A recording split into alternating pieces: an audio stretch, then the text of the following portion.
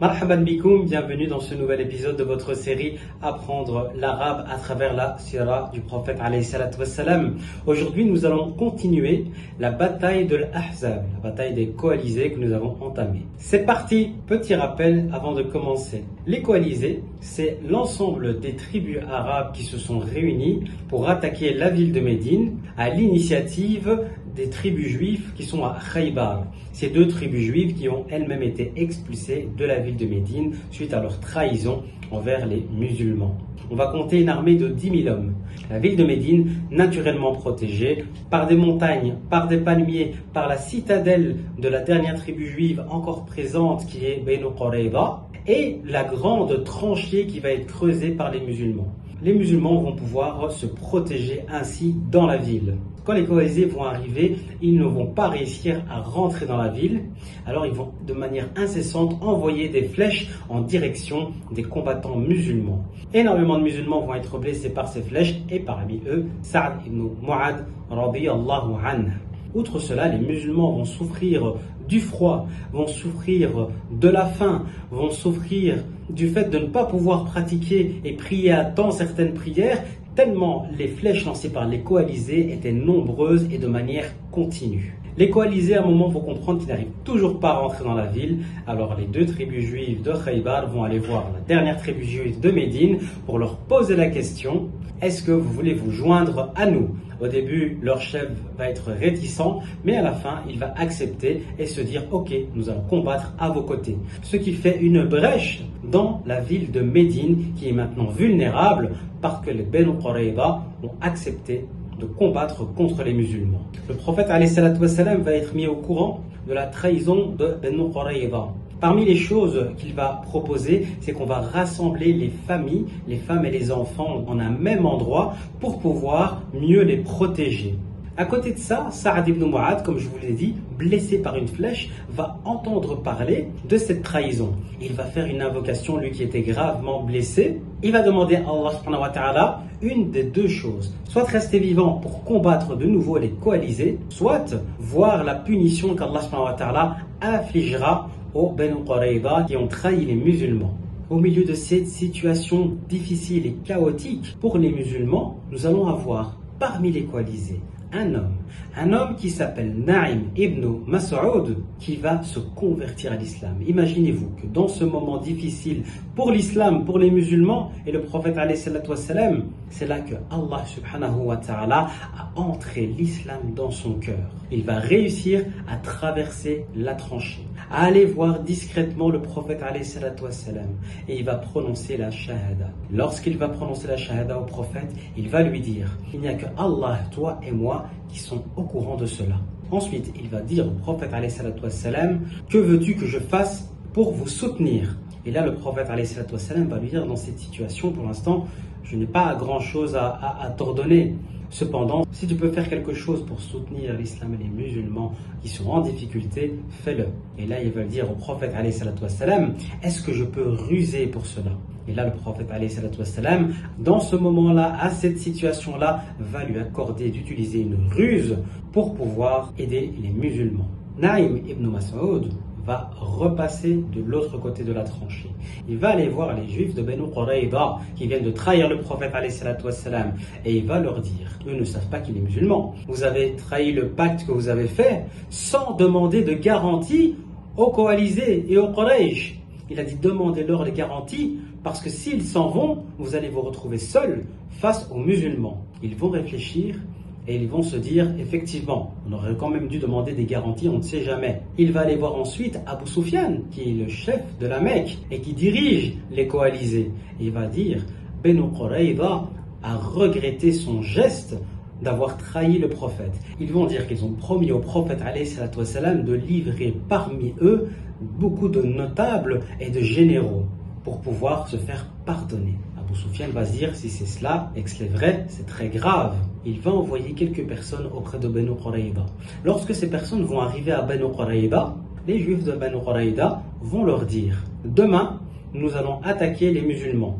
Les juifs vont leur répondre: demain c'est samedi. Nous ne faisons pas la guerre le samedi.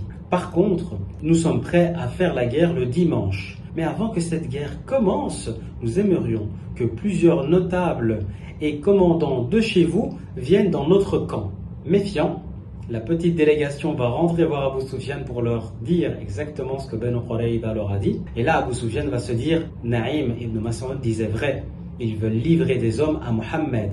Ceci va faire une friction, une division entre eux. Alors pour les mots de vocabulaire de cette partie, nous avons le fait que Naïm ibn Mas'ud, radiyallahu anhu, lui, chef de la tribu Ghatafan, va se convertir à l'islam. Il va aller prononcer la shahada auprès du prophète alayhi salatu wassalam. Prononcer quelque chose en arabe, on dit natqa. Ceci va être une bonne nouvelle. Et bonne nouvelle en arabe, on dit en arabe bushra. Il va avoir un plan, une ruse pour pouvoir diviser et faire partir les coalisés. Une ruse, c'est makr.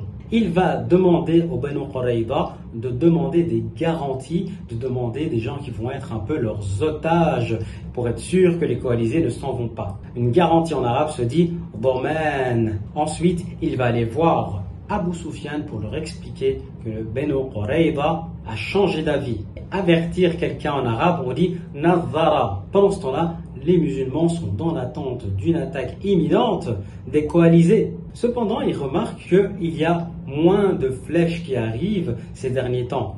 Le prophète alayhi salatu wassalam va demander à ses compagnons, est-ce que l'un d'entre eux peut se lever pour aller de l'autre côté de la tranchée et voir ce qui se passe et ramener les informations au prophète alayhi salatu wassalam. Personne ne voudra se lever tant la situation est difficile et compliquée. Et nous parlons là des meilleurs hommes sur terre. Et ce, malgré que le prophète alayhi salatu wassalam a garanti à cette personne qu'il ne lui arriverait rien et qu'il lui garantissait le paradis. À la fin, il va nommer une personne en disant « Hudayfa ibn al-Yaman, c'est toi qui vas y aller ».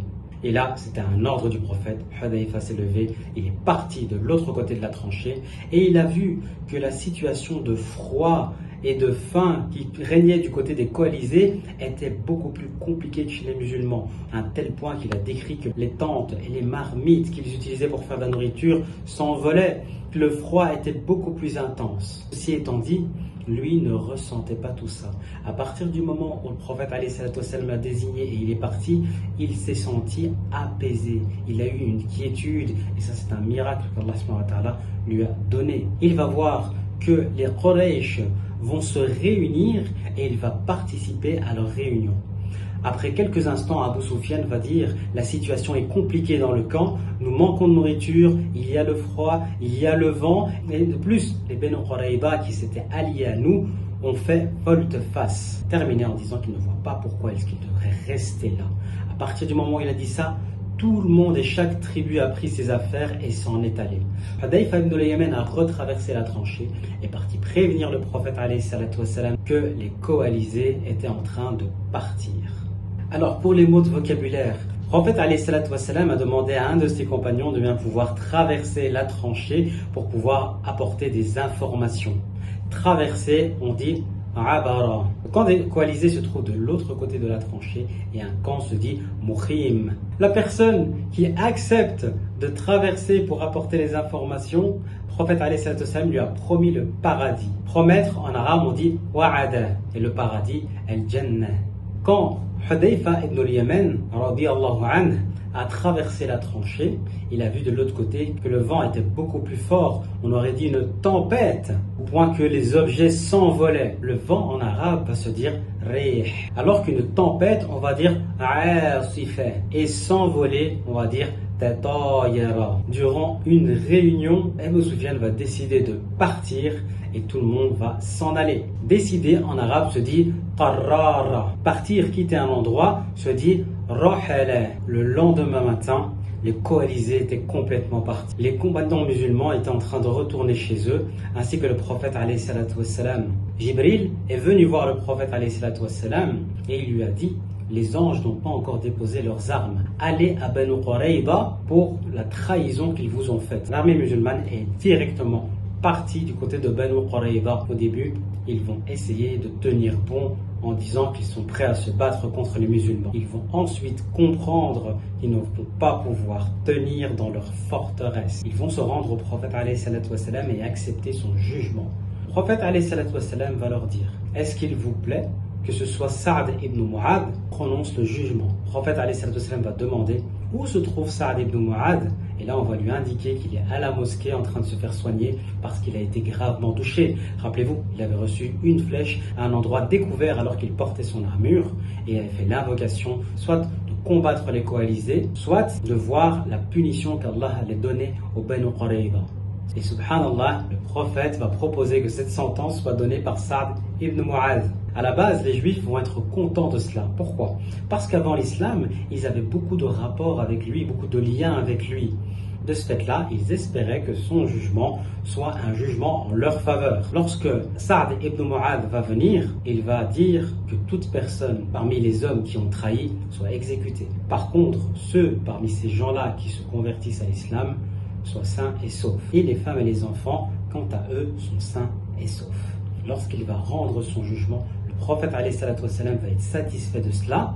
Et à ce moment-là, l'endroit où il avait été blessé va se remettre à saigner et il va mourir de sa blessure. Subhanallah, son invocation a été exaucée sans même savoir que c'est lui qui allait donner le jugement de cette punition. Et sachez que lorsque Saad ibn Mu'adh est mort, le trône d'Allah a tremblé.